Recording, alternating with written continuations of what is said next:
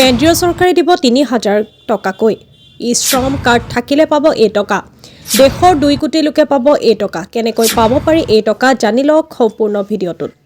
ভাৰতত অসংগঠিত খণ্ডত কাম কৰি নিজক পোহপাল দিয়া বহু লোক আছে এইবোৰ ক্ষেত্ৰত কাম কৰা সকলক আমি শ্ৰমিক বুলি কওঁ আমাৰ ভাৰতত ৪০ কোটিতকৈ অধিক লোকে অসংগঠিত খণ্ডত কাম কৰে বেছিভাগ সময়তে এই বৃহৎ সংখ্যক লোকৰ বাবে আৰ্থিক সুৰক্ষা বা ভৱিষ্যতৰ সঞ্চয় বুলি কোনো কথা নাথাকে কেন্দ্ৰীয় চৰকাৰে এই বিষয়ত অৱগত কৰিছে এতিয়ালৈকে দেশৰ ২০ কোটিতকৈ অধিক লোকে এই শ্ৰম কাৰ্ডত নিজৰ নাম পঞ্জীয়ন কৰিছে দেশৰ ২ কোটি লোকে এই সেৱা লাভ কৰিবলৈ আৰম্ভ কৰিছে আৰু বাকীসকলে অতি সোনকালে এই সেৱা লাভ কৰিব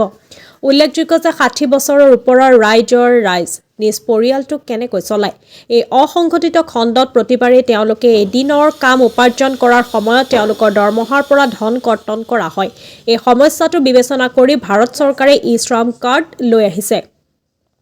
কেন্দ্ৰীয় চৰকাৰে এই আঁচনিখন অসংগঠিত খণ্ডৰ কৰ্মী আৰু সমাজৰ জনসাধাৰণৰ সুবিধাৰ্থে আৱিষ্কাৰ কৰিছে এই কাৰ্ডত নাম ভৰ্তি কৰিলে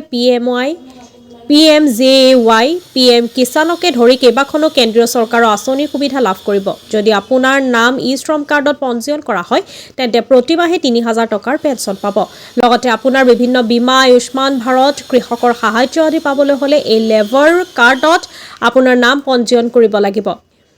এই লেবাৰ কাৰ্ড পৰ্টেলটো কেন্দ্ৰীয় চৰকাৰে মুকলি কৰিছে এই আঁচনিৰ বিশেষ সুবিধাসমূহ হ'ল ৬০ বছৰ বয়স হ'লেহে প্ৰতিমাহে ৩,০০০ টকাৰ পেঞ্চন পাব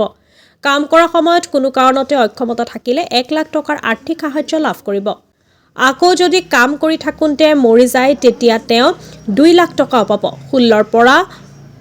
৫৯ বছৰ বয়সলৈকে এই শ্ৰম কাৰ্ডত নাম ভৰ্তি কৰিব পাৰিব ইয়াৰ উপৰিও